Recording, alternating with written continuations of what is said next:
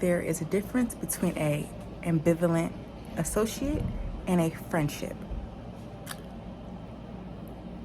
Ambivalence means to have mixed feelings about somebody, about someone.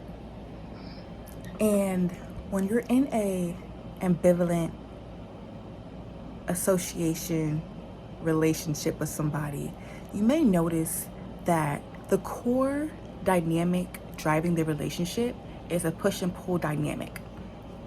You reach out for them, they pull away. You pull away, they reach out. And it really does suck. It really does suck. Because, like, for me personally, when I find myself in those relationships, I generally just want to connect. I want to connect. I want the relationship to be deeper than what it is. But it's like that other person is just like playing games. They're having mixed feelings. And instead of just letting me know, hey, I don't want to be more than just associate with you, or I don't want this relationship to go deeper than what it is, they don't tell you that. They keep you on a hook. They keep you on a hook. And for me, that dynamic, I found myself as like growing up, I found myself in that dynamic so many times with so many different relationships because it's familiar. I grew up in a way where my caregiver also participated in that push and pull dynamic with me as a kid. You know, when they are in a relationship with somebody, they pull away from me. They pull away their attention, they pull away their affection. And as a child, naturally, I chased that, you know, because it's kind of like I'm chasing reassurance. Like, are you good? Are we okay? Like, you know, what's going on? But then when that partner, you know, whatever, when that relationship ends, that same caregiver wants to, you know, shower me with all this affection and attention. I take it, of course, but it's also confusing because it's like, what's going on? Why is the love that you're giving me inconsistent? But even so, a child got to survive. So they're going to play the game. So that's the dynamic I learned early on. And now that I am, you know, getting older and having these adult relationships, I realize the relationships that drained me so freaking much, the relationships that had me on an emotional roller coaster to the max, were those ambivalent associations. I'm not even going to give them the title friendship. None of that, because they weren't a friend. A friend does not do that. A friend is someone that you can depend on. You can depend on them. You know how they feel about you, and you know how they feel about you, and they know how you feel about them. When you reach for closeness, they embrace you. They don't pull away. If they need time, they let you know they need time. But they're always more close. Closeness breeds more closeness with a friend, a healthy relationship.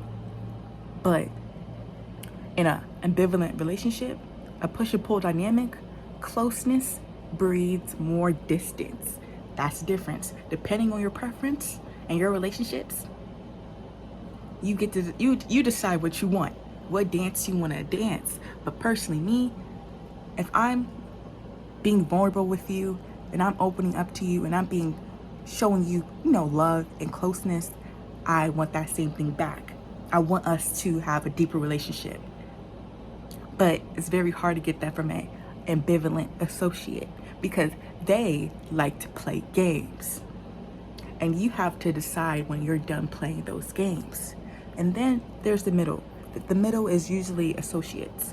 Associates can be your teachers, your classmates, your coworkers. Those are those people where, you know, there isn't really a deep bond there, but you're clear. It's very clear on where you guys stand.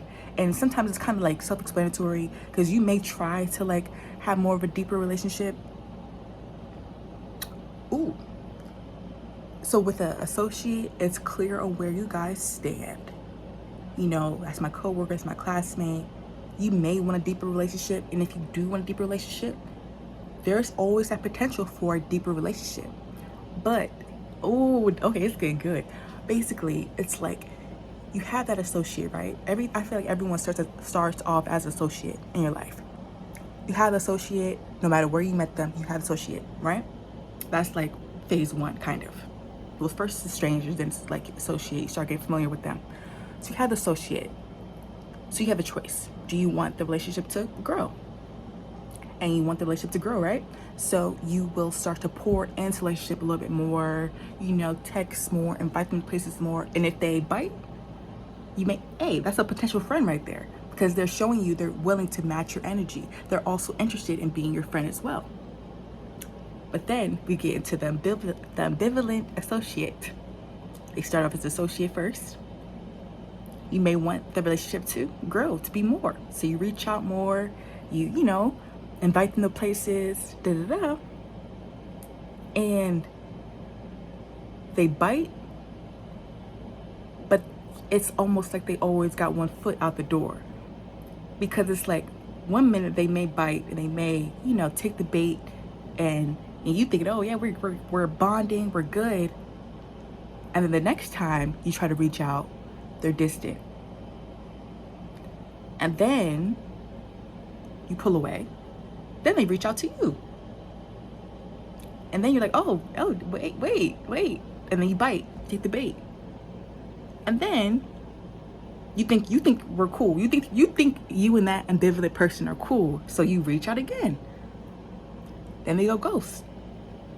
Or they may bite. As you see what I'm saying, it's that it's like you can't predict them. It's like there's no prediction, there's nothing. So it's kind of like, how can I try to build a relationship with somebody that is not being consistent and letting me know if they want a relationship with me or not? Ambivalence.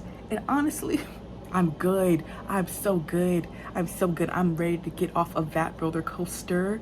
Like, now moving forward, now that I have more of a better understanding on the difference between an ambivalent associate and a friend, I know who to pour my energy into more. And that is that friend, that person that I can depend on, that person when I reach out, whether they can make it or not, they let me know. They don't leave me ghosts. They don't do that. That's not good. It's not right. It's not kind. So, yeah, that's my take for today.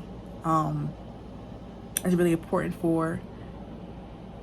to know the difference between a friend, an associate, and a ambivalent associate.